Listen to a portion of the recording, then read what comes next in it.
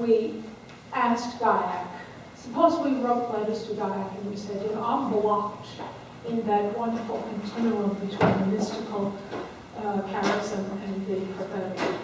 I'm blocked here. I feel I can't act. What might he say?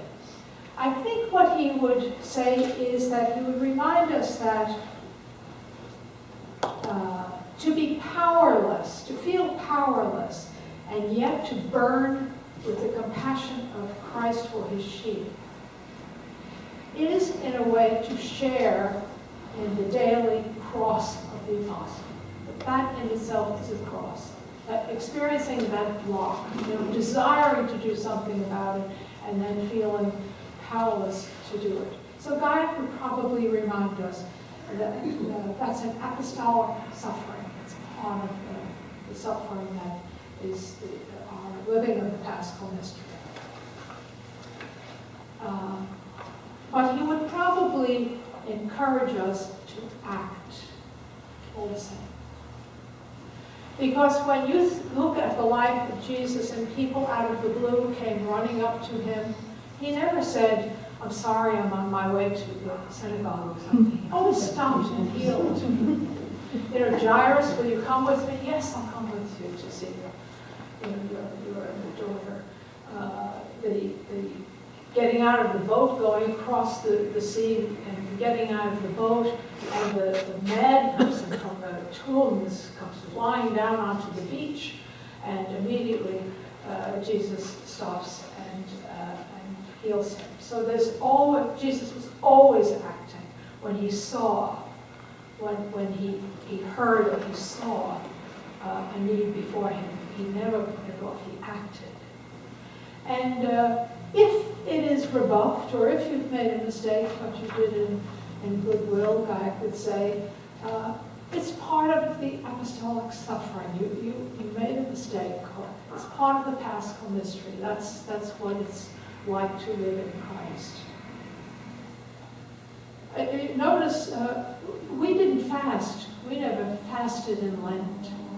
God didn't want us to fast in Lent. He wrote to the Bishop of Liverpool, my daughters do not practice corporate austerities because being devoted to the works of zeal, all their strength and health is necessary for fulfilling their duties. So the apostolic life is so important to God. But he's imagining that it's fed by the inner life. And there's almost like a continuum here. The divine energy comes to direct us in our apostolic life. He said one time, he never to confuse self-chosen physical penance or fasting with the cross. You know, if it's self-chosen, it's dangerous. If it comes out of the blue, by your failure in your apostolic work or something, that you tried very hard and it failed, or you're criticized or accused of this or that, it's part of the apostolic suffering. On the other hand, you could have someone who does not yet have that sense of the divine energy, is willing to work but doesn't yet have the sense of the divine energy. And I think that was Apollonie's situation in the very beginning.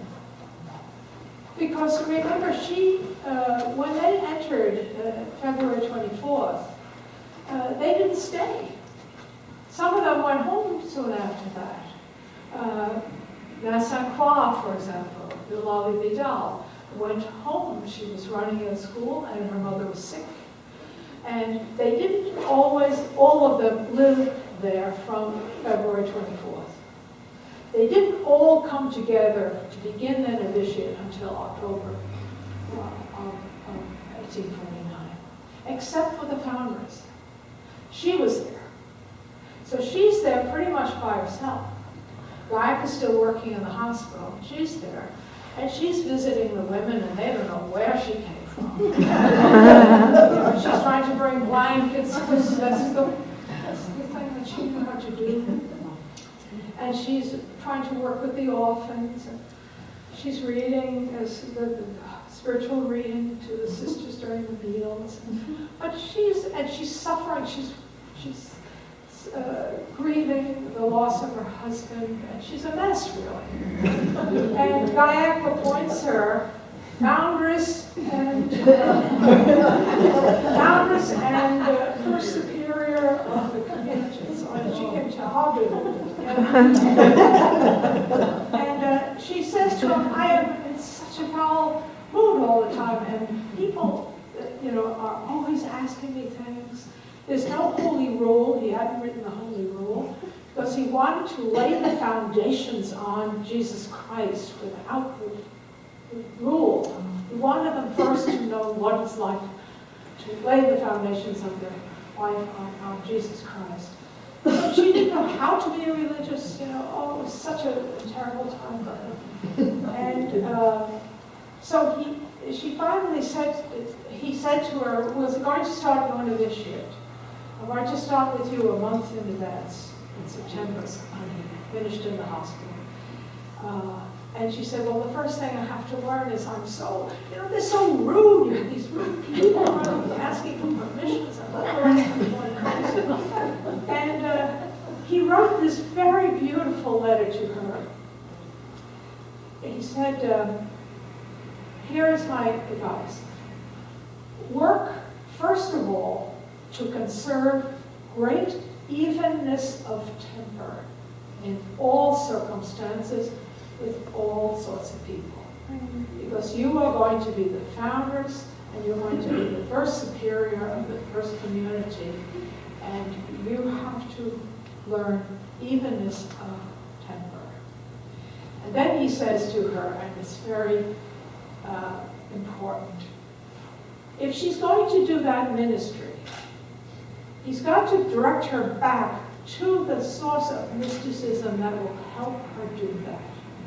And so he tells her, remember these words of the Savior, learn of me to be gentle and humble of heart. That's what you need, everyone. You need to learn from Jesus Christ how to be gentle and humble of heart. And you do that really by latching on to that interior disposition that he had, the gentleness that he had, and the compassion that he had. Latch onto it and beg him to give you this internal disposition of himself. Just ask him. And Gailhac then says, I'll limit myself to this piece of advice, my dear daughter. It's so important that I regard it as the basis of perfection, and you will understand how to belong to God. This is what you need, everyone. Because in developing that mystical side, finding out what are the interior dispositions of Christ, and latching on to them and begging to be given that grace. And Apolloni takes a little bit of time as she's trying to figure out how she's ever going to do this. And she says, yes, good Father, it's with my whole heart that I'll begin to be worthy of my vocation. And when she says, I failed again, he never changes his mind and said, well, maybe I gave the wrong advice. Never. He never does that. Because he says, this is what you need, Evelyn. You need to be gentle. You need to learn gentleness in your position as foundress and first superior. And what he does instead is to give her all these supports. You did this wonderfully. You did this wonderfully. You did this wonderfully. Work on the interior disposition of gentleness. All these other things. What will be the crown that he will give to a soul who has consecrated her fortune to the relief of the poor, her life to serve them, and her whole being to the glory of God? So he's there supporting her, but he tells her which of those dispositions she needs to pray for, she needs to have he says to her, from morning till night, your conduct must be an expression of this disposition of the heart. And then when she says, but look at me, how weak I am, he writes, in the admission of one's impotence, strength is found. It's when one truly realizes her nothingness that she is capable of becoming something. The more helpless one feels, the more one will fulfill God's designs. So, I guess the point I'm trying to make, it feels a little scattered, but the point I'm trying to make is I understand why the writers say the mysticism and the prophecy are linked. Because the mysticism, the spiritual energy, makes the response, the compassionate response to new needs in the here and now possible. And the response, the compassionate response of Jesus Christ in the here and now that we are trying to enflesh feeds back to the mystical depth on the other hand. And if you, so Gailhac leaves things open.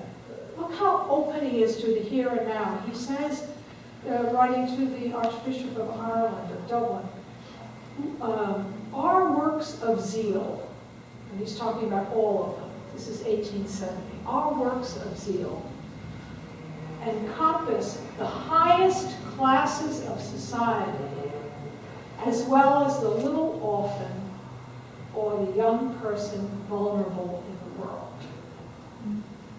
Now, there's something about that, all the works of zeal, all the levels of society. Gailhac seems to have understood that there will be prophets coming after him, in the generations of RSHM after him. And they have to be free to see what God is asking in this here and now. An example would be Mother Butler in the early 20th century. With the depth of the mystical charism, but then looking, what is needed in the here and now in my situation? What am I hearing from bishops? What am I hearing from people? There is no school for the people of the best society. And she feels that Gailhac left her the opening, all the classes of society, to respond to what she honestly felt was the will of God for her. And she created Catholic women out of those poor little rich girls that Bishop Cantwell was talking about. Catholic women. And women with a passion for the missions. So in our day, we have the mission statement, which says, and it's written in 1990, so it's already, what, 23 years old. We say we have identified a population for those most in need of justice. And we want to enable the powerless, the deprived, the marginalized, the voiceless to work effectively for their own development. So we have the prophecy part. We see the need. But notice that what feeds it is Mary is our model as we seek to be open to the Spirit, to center our lives in Jesus Christ, to be women of prayer, compassion, and to give authentic and joyful witness to the values of the gospel. So we're saying this is what we're going to try to be about. This is what we have listened to. This work, this ministry. But what feeds it is the centering in Jesus Christ. That's where the energy ought to come from. And if the energy isn't flowing, we're just going to go around in circles. And so 2007 has a different set of priorities. The chapter that's coming up will probably adjust that somewhat. We're talking about also looking at the interconnectedness of all of creation. You know, part of our here and now after 2007 is the cosmos. And maybe in the future, what our chapters will discern is the here and now asks us to address the whole problem of aging, not just our own in general. Do you know, the prophecy part is always open to change because the here and now is always changing. And what remains the same is the mystical charism. That it is Jesus Christ who is acting, and it is He who always does what's pleasing to His Father. And that's what we want to be. That's what we want to be about. Okay? I think